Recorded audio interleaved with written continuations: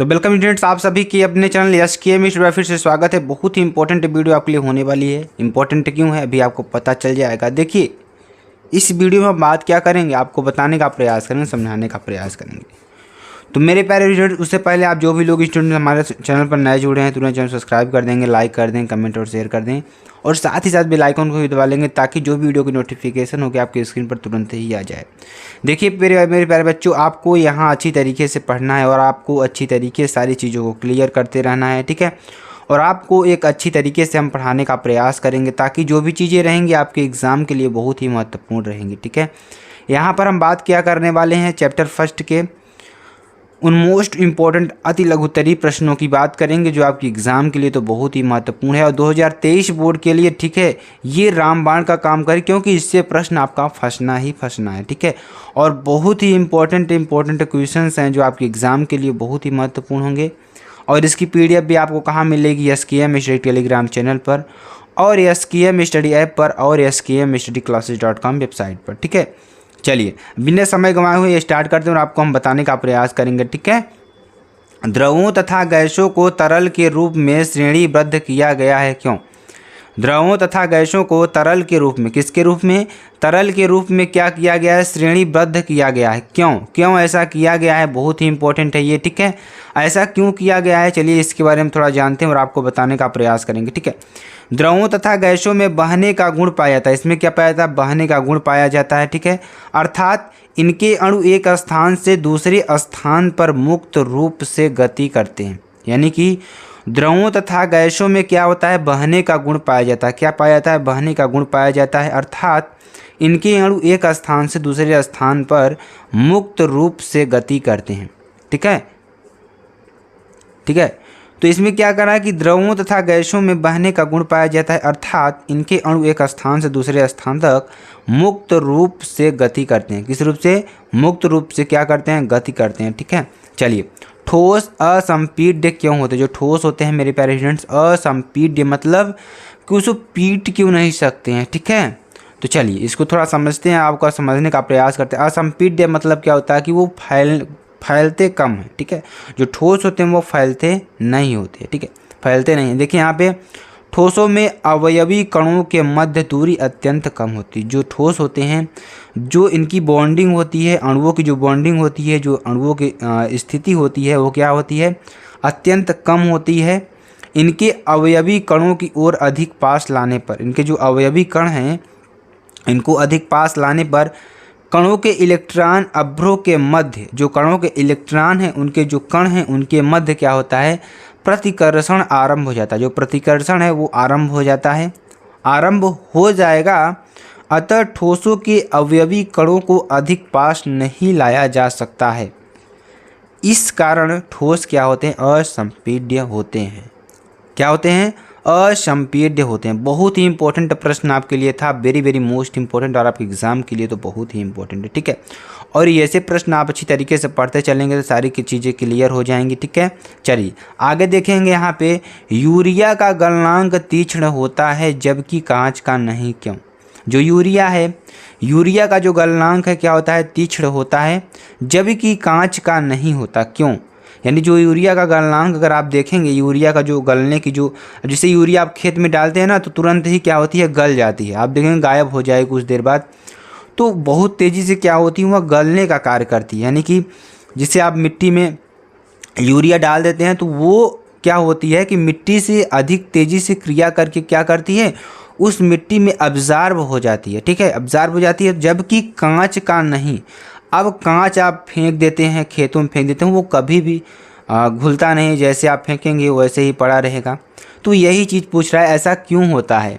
ऐसा इसलिए होता है, देखिए मेरे प्यारे स्टूडेंट्स, की क्योंकि जो यूरिया है एक क्रिस्टली ठोस है। इसके जो क्रिस्टल हैं क्रिस्टल के रूप में बने रहते हैं। वो क्रिस्टल जब वाटर से क्रिया करेंगे तो तुरंत ही टूट जाएंगे, जबकि कांच क्या होता है? अक्रिस्टली ठोस होता है। ये किसी से जल्दी क्रिया नहीं करता है, ठीक है। अब ये क्रिया नहीं करेगा तो टूटेगा नहीं, जाहिर सी बात है।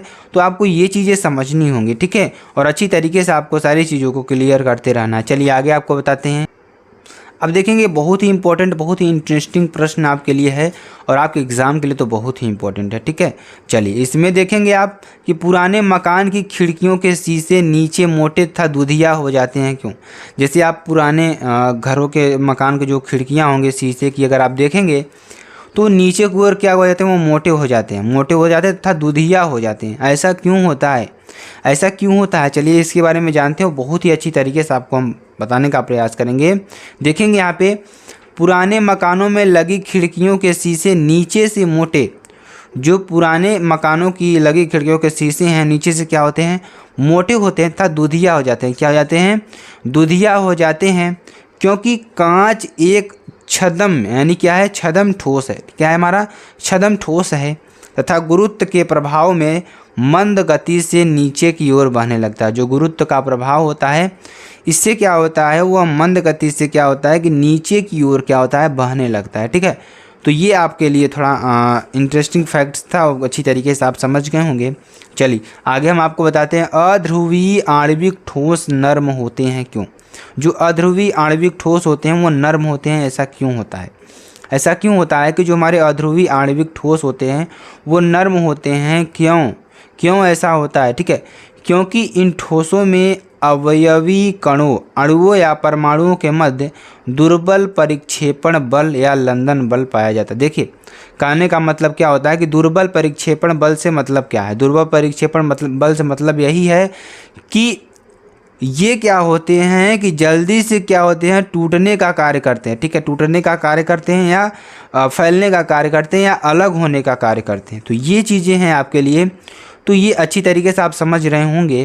कहने का मतलब क्या है कि क्योंकि इन ठोसों में क्या होता है, जो अवयवी कण होते हैं, ठीक है, अणुओं या परमाणुओं के मध्य क्या होता है, दुर्बल परिक्षेपण बल या लंदन बल पाया जाता है। ठीक है, तो ये आपके लिए समझना बहुत ही इंपॉर्टेंट हो जाता है। ठीक है, और आपके एग्जाम के लिए तो बहुत ही इंपॉर्टेंट है।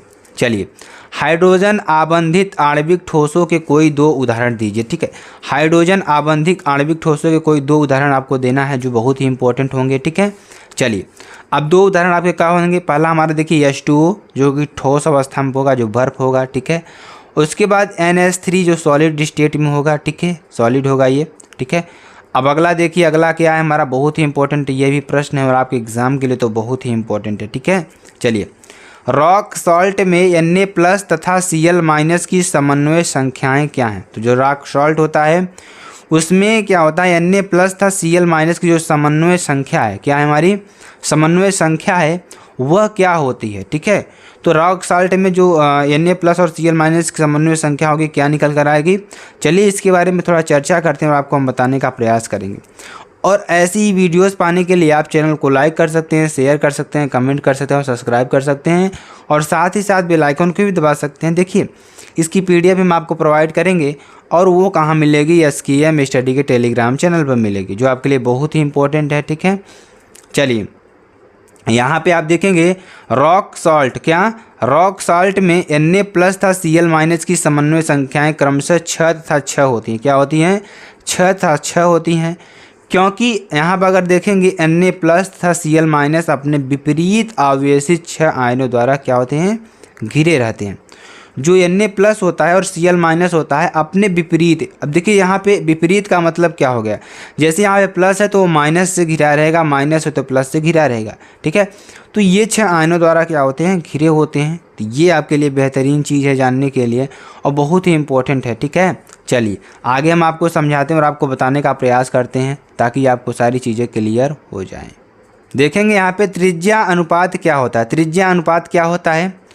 ठीक है, और त्रिज्या अनुपात 0.632 होने पर समन्वय संख्या क्या होगी। अगर त्रिज्या अनुपात की अगर 0.632 हो जाता है तो उसकी समन्वय संख्या क्या निकल कर आएगी आपकी, बहुत ही इंपॉर्टेंट ये भी प्रश्न है आपके एग्जाम के दृष्टिकोण से। ठीक है, धन आयन तथा ऋण आयन की त्रिज्याओं के अनुपात को त्रिज्या अनुपात कहते हैं। जो धन आयन होता है और ऋण आयन होता है, इनकी त्रिज्याओं का जो अनुपात होता है क्या होता है, क्या होता है हमारा त्रिज्याओं का अनुपात क्या होता है, त्रिज्या अनुपात कहते हैं। ठीक है, तो धन आयन तथा ऋण आयन की त्रिज्याओं का जो अनुपात होता है उसे त्रिज्या अनुपात कहते हैं। त्रिज्या अनुपात 0.632 से यह कामा 0.414 से 0.732 की परास में आता है। क्या इसकी परास में आता है। अतः समन्वय संख्या क्या होती है, 6 होती है। क्या होती है, 6 होती है। बहुत ही इंपॉर्टेंट है ये भी, ठीक है। चलिए अगला देखेंगे और आपके एग्जाम के दृष्टिकोण से तो बहुत ही इंपॉर्टेंट है। CSCl में त्रिज्य अनुपात का मान दीजिए। तो CSCl में जो त्रिज्या अनुपात का मान है वो क्या होगा, ठीक है। तो CSCl में जो त्रिज्या अनुपात का मान है 0.93 होता है। क्या होता है, 0.93 होता है। बहुत इंपॉर्टेंट ये भी और आपके एग्जाम के दृष्टिकोण से तो बहुत ही महत्वपूर्ण है। और ऐसे प्रश्नों को पढ़ते रहिए क्योंकि ये प्रश्न आपके एग्ज़ाम में एग्जैक्टली आने वाले हैं और आपको सारी चीज़ें क्लियर कर दें यहाँ पे हम। चलिए अगला प्रश्न देखिए, बहुत इंपॉर्टेंट। ZnS संरचना में Zn2+ तथा Zn2- आयनों की समन्वय संख्या क्या है। तो ZnS में Zn2+ और Zn2- आयनों की जो समन्वय संख्या होगी क्या होगी, क्या निकल कर आएगी। यहाँ पे अगर आप देखने का प्रयास करें तो ZnS संरचना में Zn+2 तथा S-2 दोनों आयनों की जो समन्वय संख्या होगी 4 होती है। क्या होती है, 4 होती है। बहुत ही इंपॉर्टेंट है ये, ठीक है। चलिए अगला देखेंगे, संकुलन क्षमता से क्या तात्पर्य है। जो संकुलन क्षमता होती है उससे क्या तात्पर्य है, इसके बारे में जानेंगे और आपको बताने का प्रयास करेंगे, ठीक है। तो देखेंगे यहाँ पे जो किसी क्रिस्टल जालक में उपस्थित अवयवी कण, जो अवयवी कण होंगे आपके जालक के कुल आयतन भाग घेरते हैं। क्या घेरते हैं, जालक के कुल आयतन भाग को घेरते हैं, उसे क्रिस्टल जालक की संकुलन क्षमता कहते हैं। इसे क्या कहते हैं, क्रिस्टल जालक की क्या कहते हैं, संकुलन क्षमता कहते हैं। बहुत ही इंपॉर्टेंट है ये, ठीक है। चलिए अगला देखेंगे, अष्टफलकीय रिक्तिका की उप सहसंयोजकता का संख्या कितनी होती है। जो अष्टफलकीय रिक्तिका की उप सहसंयोजकता संख्या होती है कितनी होती है। चलिए इसके बारे में चर्चा करते हैं और आपको हम बताने का प्रयास करेंगे, ठीक है। तो अष्टफलकीय रिक्तिका की जो उप सहसंयोजकता संख्या होती है कितना होती है, हमारी 6 होती है। क्या होती है, 6 होती है। बहुत ही इंपॉर्टेंट ये भी है, ठीक है। चलिए अगला देखेंगे यहाँ पे, चतुष्फलकी छिद्र एवं अष्टफलकी छिद्र की त्रिज्या का संबंध गोलों की त्रिज्या से बताइए, ठीक है। तो यहाँ पर अगर देखेंगे चतुष्फलकी छिद्र के लिए क्या होगा, R बराबर 0.00225 R क्या है, हमारा गोले की त्रिज्या है। और अष्टफलकी छिद्र के लिए क्या है, R बराबर 0.0414 क्या है, R है, ठीक है। और ये बहुत ही इंपॉर्टेंट है आपके लिए याद करना और अच्छी तरीके से आप समझ रहे हैं ये बोर्ड में आपके लिए कितने इंपॉर्टेंट हो सकते हैं। तो चलिए अगला क्वेश्चन देखिए, आपके लिए बहुत ही इंपॉर्टेंट ये भी होगा। HCP था CCP संरचना वाली धातुओं के नाम लिखिए, ठीक है। तो HCP संरचना वाली धातुएं Be, Mg, Cd आदि हैं। CCP संरचना वाली धातुएं Ag, Cu, Fe आदि हैं, ठीक है। तो ये आपको याद कर लेना है, बहुत ही इंपॉर्टेंट ये भी है, ठीक है। चलिए आगे देखेंगे, एकक कोष्टिकाएं मुख्यतः कितने प्रकार की हो। जो एकक कोष्टिकाएं होती हैं मुख्यतया कितने प्रकार की होती हैं, नाम दीजिए उनका, ठीक है। तो जो एकक कोष्टिकाएं होती हैं 2 प्रकार की होती हैं। पहला क्या है हमारा, सरल या आद्य या मूलभूत एकक कोष्टिका, ठीक है। क्या, सरल या आद्य या मूलभूत एकक कोष्टिका या केंद्रित एकक कोष्टिका। ये आपके लिए 2 एग्जाम्पल है, बहुत ही इंपॉर्टेंट मेरे प्यारे स्टूडेंट्स। अगर आपको वीडियो अच्छी लगती है आप कमेंट सेक्शन में ज़रूर बता दीजिएगा और आपके एग्ज़ाम के लिए तो बहुत ही इंपॉर्टेंट ये वीडियो होने वाली है। तो स्टूडेंट फिर मिलते हैं नेक्स्ट वीडियो में नए टॉपिक के साथ। तब तक के लिए जय हिंद, जय भारत। और इसकी PDF आपको मिल जाएगी कहाँ, SKM टेलीग्राम चैनल पर और SKM स्टडी ऐप पर और skmstudyclasses.com वेबसाइट पर, ठीक है। तो अब आगे मिलते हैं नेक्स्ट वीडियो में नए टॉपिक के साथ। तब तक के लिए जय हिंद।